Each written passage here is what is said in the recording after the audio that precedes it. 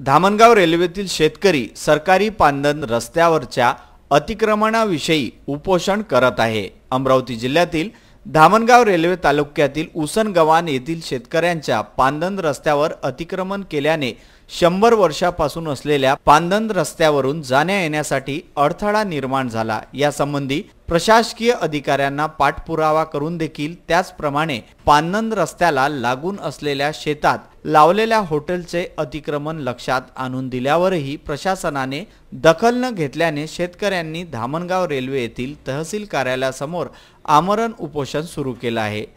आम्ही इथं तक्रार दिली तहसीलदाराला का बा आमचं अतिक्रमण आहे। काम सुरुवात असल्याच्यानं कसं झालं का ते आम्ही सगळीकडे प्रथा पाठवल्या याच्या का बा आमच्यावर असा अन्याय होऊन राहिला। तर त्याने आम्हाला स्पष्ट सांगितलं काही हरकत नाही म्हणे।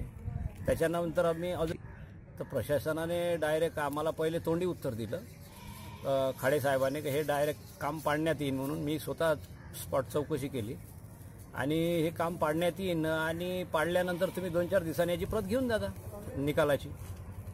तर मी 8-15 दिवस सतत आलो इथं। 8-15 दिवस आल्यानंतर त्याने माझ्याजवळ प्रत नाही दिली, एका दुसऱ्या व्यक्तीजवळ दिली।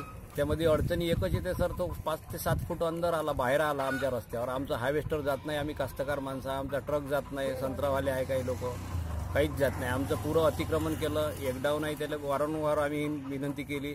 त्याचा एक दुसरा विषय म्हणजे असा का आमच्या कमीत कमी आमच्या गावातल्या 10 बकऱ्या मारल्या त्याच्या कुत्र्यानं। ते मागणी एकच आहे का बस आमचा रस्ता ते अतिक्रमण हटवून पूर्ववत करून द्यावं आणि त्याचा जो येणे आहे समजा तो कॅन्सल करण्यात यावा।